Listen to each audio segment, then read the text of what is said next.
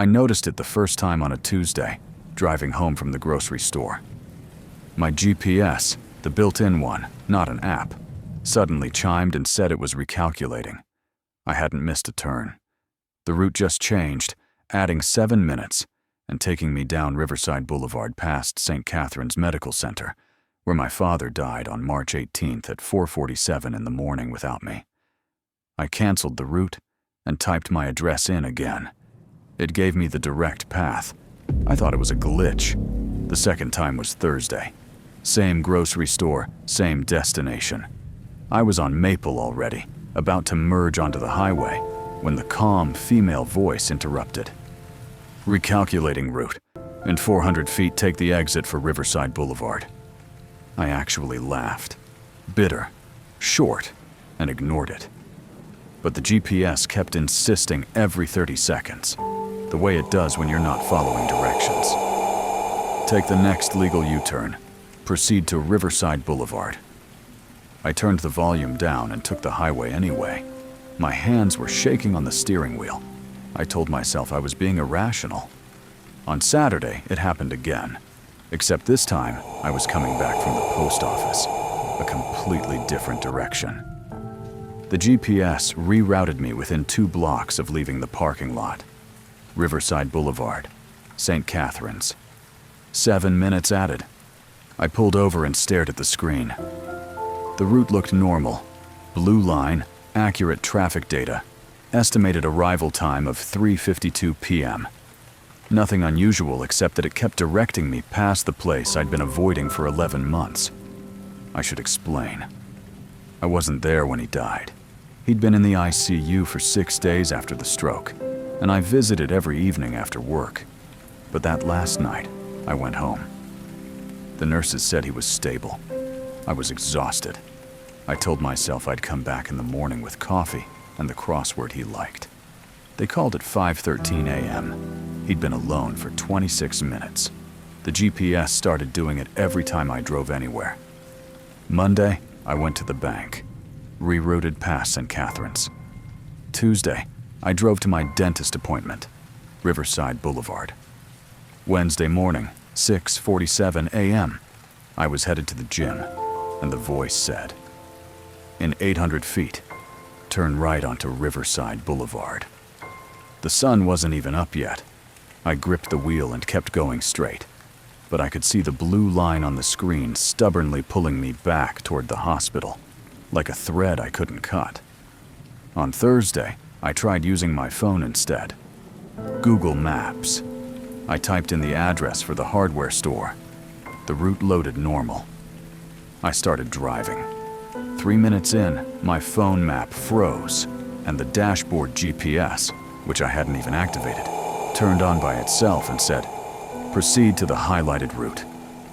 Riverside Boulevard." I actually yelled at it. I said, "Stop." The GPS went quiet. Then, maybe 15 seconds later, recalculating. Same route. I took the turn. I don't know why. My body just did it. Maybe I was too tired to fight. I drove down Riverside going exactly the speed limit, and the hospital came into view on the left. 7 stories. Beige brick. The emergency wing with its red signs. I kept my eyes forward. The GPS said, "In 500 feet, your destination will be on the left." But I wasn't stopping. I kept driving. The hospital passed. The GPS went silent.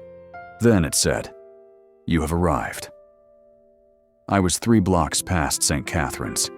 There was nothing on the left but a vacant lot and a closed diner.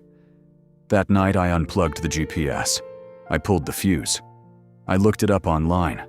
Other people had experienced glitches, rerouting loops, broken voice prompts. I told myself, and that's all this was. I didn't tell anyone. What would I even say? It didn't matter.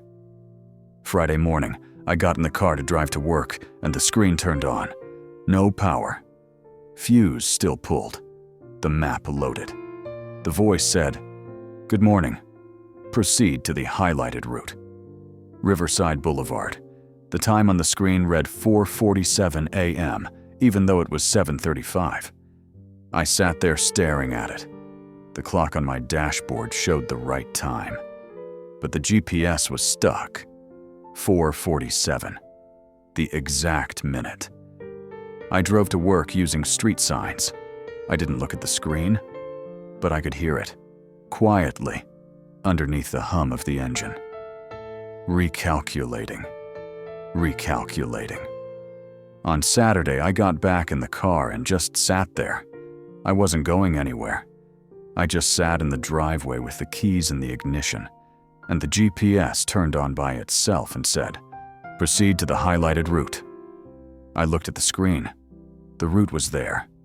Riverside Boulevard, St. Catherine's Medical Center. Arrival time, 4:47 a.m. I said out loud, "I'm sorry?" The GPS didn't respond. It just waited, the blue line glowing. I started the car. I drove the route exactly as it told me. Every turn, every merge. The streets were empty. It was 9:20 on a Saturday morning, but everything felt wrong. The light was too flat, the air too still.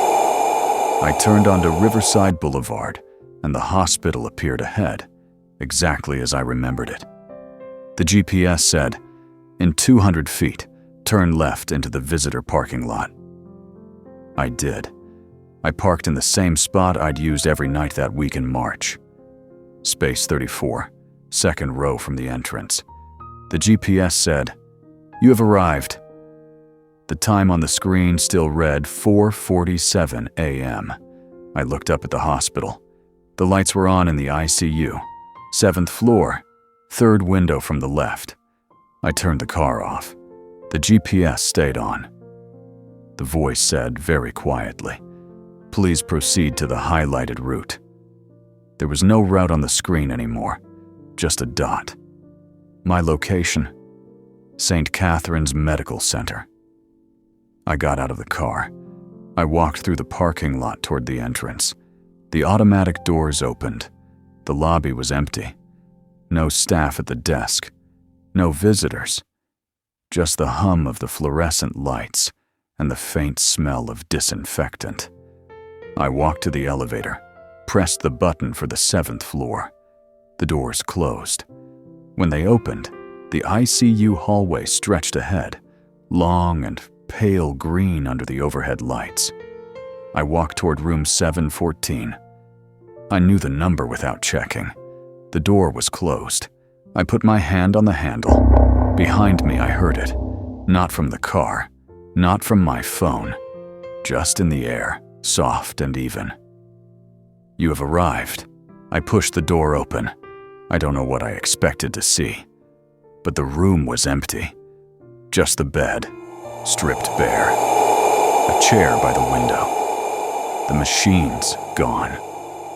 The clock on the wall read 4:47. I sat down in the chair. I'm still sitting here. I don't think I'm leaving.